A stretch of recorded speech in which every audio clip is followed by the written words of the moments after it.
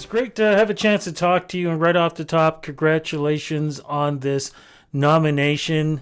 Of course, you're part of a very small group who could win Teacher of the Year, Music Teacher of the Year for the Juno Awards. How does it feel to be in this prestigious group of folks? Well, first of all, thank you, Rudy, and I am just honored and humbled to be amongst this group that have been nominated for the award. I definitely thank MusiCounts for selecting me to be one of the nominees for the award this year. Now, for folks who don't understand, how do you get selected? Because it's somebody else who selects you. So is it your students, other teachers? How did this come about? Yeah, this came about. I had a coworker and my principal who nominated me for the award. And then the nominees are reviewed by a panel, and then the panel basically selects the top 5 for the award. So I was amongst the top 5 amongst Canada, which is extremely just humbling to be selected amongst such a wide group of teachers. You are amazing. The fact that you are so humbled about this, because I went through your resume, okay? Can I say the word damn on this? Because it was like, I kept, wait, do I need another page and another page? Look, you are very familiar when it comes to the Junos, music, and gospel. Why don't you give your resume? Because, in fact, if I'm correct, you are already part of a Juno win in the past, too. Maybe once or twice. I was part of a Juno-nominated gospel group called Youth Outreach Mass Choir during my teens. And I was also a member of the Juno Award-winning Toronto Mass Choir. I was recently a part of the choir for approximately 5 years. This was after they won the Juno Award, so I wasn't with them at the time that they won the award. But Youth Outreach Mass Choir, I did perform and record with that group while I was in my teens, believe it or not. And that recording was nominated for a Juno. That's amazing, man. Gospel music and there are other things too, because you're part of committees and a whole bunch of other things too. Yes. Well, I do with Toronto Mass Choir. They put on an annual gospel workshop called Power Up. That happens every year at York University. So I'm part of the planning committee for that. I am also on the OMEA, Ontario Music Educators Association's Equity and Diversity Committee, and their annual conference committee. So I help with the planning of their annual conference. So yeah, quite a bit of things that I do outside of the classroom to keep me very much occupied and engaged in the field of music education. Where did the love of music come from? And where did the love of teaching music come from? Yeah. The love of music. Well, I started with music when I was approximately 9 years old. I started playing piano at home and started singing at church in the church youth choir.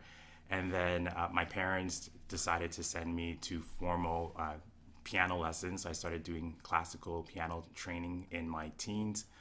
And then in my teens, I was also involved in a number of community gospel choirs, including Youth Outreach Mass. And that's where my love for music just grew. And then I decided to pursue music at the post-secondary level. Your second question about the love for teaching, believe it or not, I wasn't planning to be a teacher. That wasn't in my radar. When I started in my teens, I was also, in addition to listening to gospel, I was very, very much tuned in with R&B and soul music. I really enjoyed those genres. No kidding. And so when I always had admirations and ambitions to become a recording artist, to record, to write songs, to produce. Those are the types of things that I was interested in doing as a musician. And as I went through my formal training, I was also working part-time as a banker. Believe it or not, I was a personal banker and a bank teller. And it was really after I finished my music degree, I worked for about a year as a personal banker, and I started helping clients with, mortgage applications, credit applications. And shortly after doing that, I realized that I had this gift of teaching, and it really came from, being a personal banker. It was a sales position, so you had sales targets, and when most of my colleagues were pushing their clients out of their office if they didn't get approved for an application. I was the personal banker that would sit with my clients and start to educate them about their finances and how they can do better for their next credit application. And so then I started to realize that I had this gift and passion for teaching, and I started to think, well, I'm doing banking and I have a music degree. Why don't I see how I can put the two together? And so I went back to school and did some upgrading courses in music education and applied to Teachers College and got in right away. And immediately out of Teachers College, I got a full-time contract position, and I've been teaching for the past 14 years. So the rest has been history. What a way to make sure you weren't a starving artist. I love this. How is it? What's it like for you to teach those kids out there and seeing, the growth and, I could only imagine the shines on their faces and the beauty through their voices and what happens. It's, again, I'm honored. Teaching is such a noble profession, and just having the ability to impact the lives of young people on a day-to-day basis is such a humbling experience. Before going into teaching, I did some volunteer work in the schools, and I was also a summer camp counselor. So I started working with youth, teenage youth, and I realized that was the age group that I wanted to teach. So I teach high school, and just being able to work with young people during that critical stage of their development, just before they become adults, and to be able to help shape their character and to help shape who they are. It's a huge responsibility, and I don't take that lightly, and so I'm honored to have that opportunity to be an educator and to teach music. It's just a great opportunity. So yeah.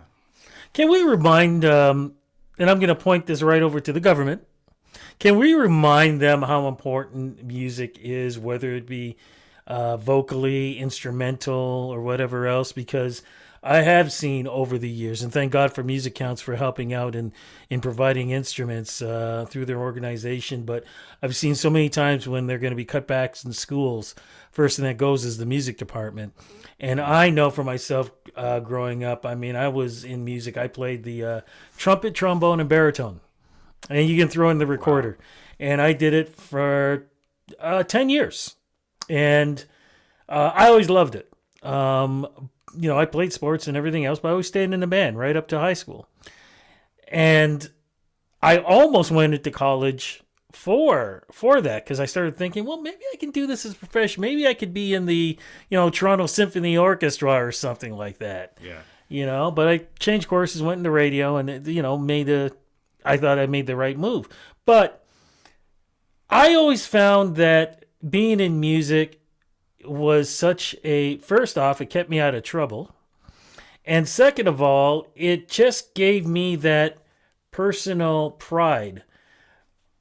What do you think about when the government is cutting back? And I hope you agree with me when I say it does hurt kids when this happens. Oh, absolutely, Rudy. Music education creates a platform and an environment for students to grow in so many ways, to grow socially, to grow psychologically, to grow academically, to grow in terms of fostering their ability to learn an instrument or to develop musical proficiency with their voice, and also to explore other aspects of music, which I think is important as well. Oftentimes, kids might get discouraged from music because the focus is so much on performance sometimes, but there are so many other aspects of the music industry that students can learn about and pursue, such as composing or producing or being an engineer or getting into, creating music for films and games, video games, which is such a huge industry. But I think the biggest thing is really the social aspect, and having an opportunity to have an outlet from everything else. Studying and going to school can be overwhelming for some students. It can be very stressful for some students, and what I've seen and observed in my experience is the music classroom becomes that place where students get to kind of let their hair down, if you will, They get to socialize with their friends while learning an instrument. They get to forget about the stresses of, the academic courses, and they just have an opportunity to have fun. But at the same time, music also develops a lot of great interpersonal skills and transferable skills that students can take with them to other aspects, to other courses, and to other aspects of life. For example, learning to collaborate when you're, learning a piece of music with other students and being able to piece your different parts together. That's such an important skill that they can take with them into other arenas of their life. Or presenting and performing a piece of music. Those presentation skills that, if you decide that you want to go into business, you've now developed some skills where you can present, orally to a group of people or to an audience. And that comes through music education. And so I think it's really important that music remains in the classroom and that it's not cut out, because there's so many benefits for our students.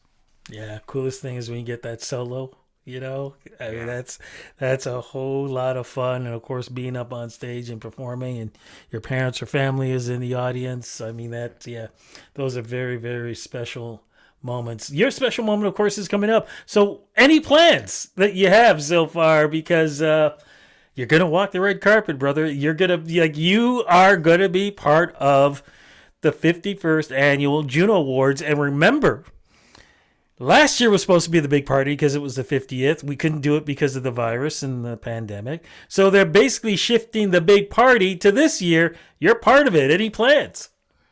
Wow.